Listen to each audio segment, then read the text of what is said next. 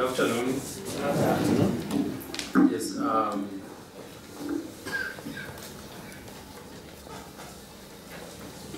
Ladies and gentlemen, just to make a little correction, the legal officer from Kenya is not Struma. Struma is actually from our legal office in the university. Is Mr. Nyachoti? Well, Nyachoti is the one who is the legal officer of Kenya.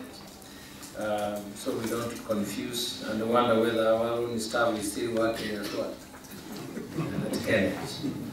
Now, this afternoon, ladies and gentlemen, I'll be reading the remarks of the Vice Chancellor, but before then I need to just say a few things. First, I'm very happy to see all of you here, nicely branded.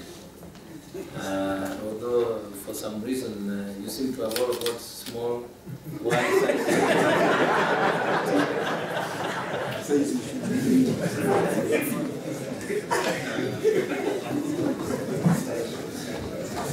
maybe there's a feeling that this college has got very well fed its people and need to be squeezed.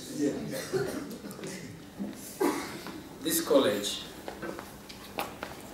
plays a very significant role in the affairs of our nation, especially in the public health sector. And because of that, there are also very nice provisions in the Constitution on issues of health. And we need to be able to understand it. Because when you are out there, you need to talk with authority when it comes to issues of health. And you really can't if you don't know what the Constitution says. And when you are out there, whether you are a staff, whether you are a student, people there don't know that you are just a student.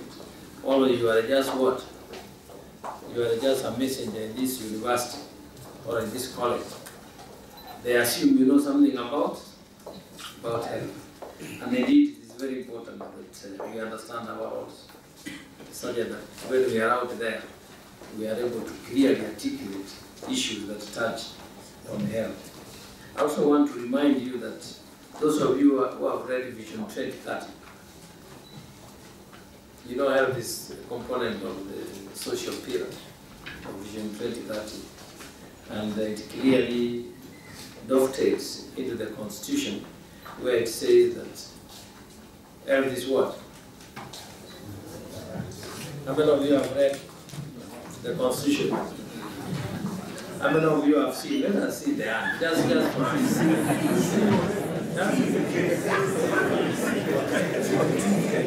Some of you. You know, probably, I can understand with the students saying they have not seen it, but anybody in the university with an email, which you all have, including the cleaners, actually, they have emails, because that's how they get their payslips. A soft copy of the Constitution was circulated.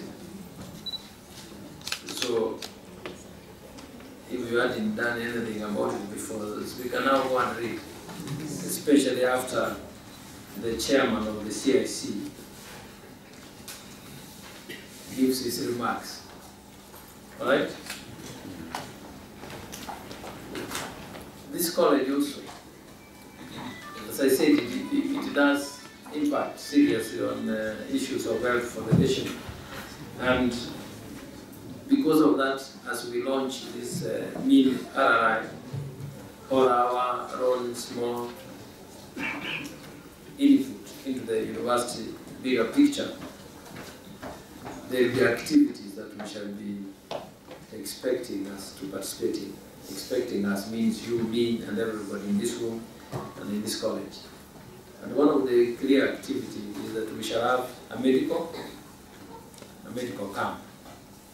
So those of you who know people in the pharmaceutical sector, you start negotiating for what? For drugs. Supplies. For supplies. Remember that we are going to use the medicine and finish it immediately. Now, I was seeing this write-up in the paper saying that KEMSA is having drugs with short what? Short expiry date, so we can convince them to also donate, so we can use. All right? Maybe we need also to, as part of this, to educate people about the dangers of drugs as they expire and issues where we should look at quality. But those are just a few things that I needed you to get into our minds, to always guide us as we interact with the public. And because from now on, when we have those medical camps, we'll give an opportunity for somebody to talk. People will come there about the Constitution so that everybody understands. Those of you who have read the Constitution, Article 3, I think it says, it is the responsibility of everybody to defend the Constitution. To defend the Constitution. I think you hear fellows who want to change it. Before they even implement it, they want to change it. Nobody says the Constitution is perfect, but at least let us take time and see where the flaws are so that something well is done. But definitely, it should never be driven by the politicians. And the Constitution, fortunately for us, is that you must actually vote for it in most cases to change. And if you don't know, then you will be easily hoodwinked by the politicians to vote for change.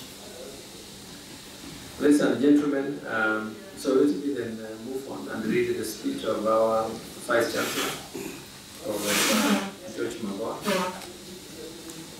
His remarks during the launch of the College of Wet Sciences Rapid Research Initiative on the implementation of the Constitution and sensitization of staff on public service integrity, which is based in this lecture.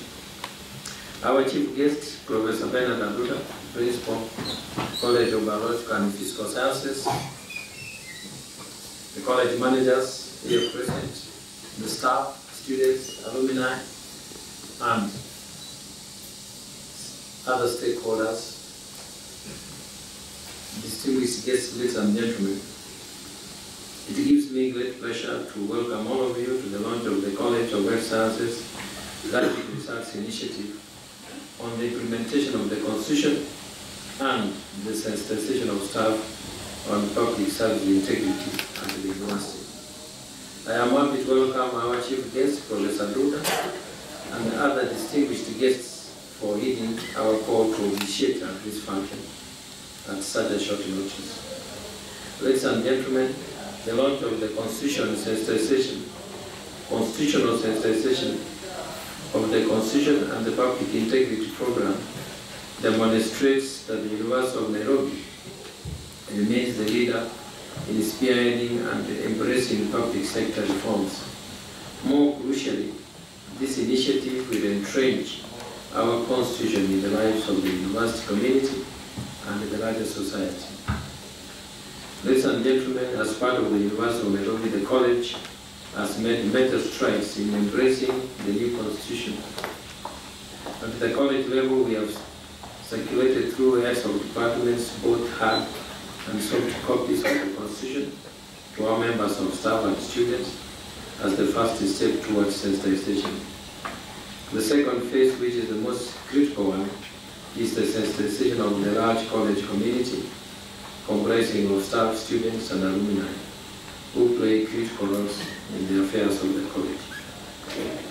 In this second phase, the university is partnering with the CIC as the constitutional body and the Ethics and Anti-Corruption Commission as the body in charge of anti-corruption and the integrity program in the country to increase awareness of the Constitution and embrace integrity as part of our corporate culture, which plays a critical role in our lives.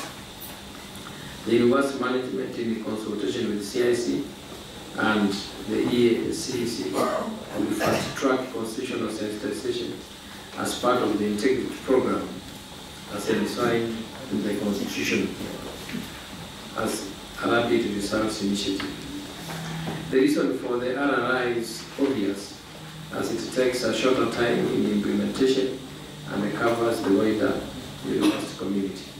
Indeed, the experience of the university in steering reforms using RRI has been successful, especially in regards to student reforms such as online registration, clearance, and issuance of research transcripts. Ladies and gentlemen, the launch of this sensitization program today heralds the beginning of activities that will be spread out to our schools, institutes, and centers targeting all members of the college community. More crucially, in our activities is the involvement of the individual staff and the students in the sensitization. It is worth noting that the college staff have individually played key roles in the drafting and implementation of the Constitution, and now it is time for partnership with the CIC to provide leadership in the sensitization of the document. For the EACC, we have collaborated before with its predecessors for over 10 years, the collaboration of which has led to the training of integrity champions to spearhead the anti-corruption crusade and inculcate integrity values. Ladies and gentlemen, the launch of this sensitization program will empower the university through the college in executing this reform program. As our show of commitment, the program has been entrenched in our performance contract, and each school, institute, and centers is expected to report on its progress on a quarterly basis. At the end of the 200-day cycle of the program, we expect an enlightened community on matters of the Constitution and entrench the integrity program. This program also comes at the backdrop of a successful implementation of the new Universities Act, in which we were awarded a new charter. With these few remarks, it is my pleasure to welcome our Chief Guest, Professor Bernard Aduda, to give his remarks and launch the Constitutional Sensitization and Integrity Program at the College of Health Sciences. Thank you very much.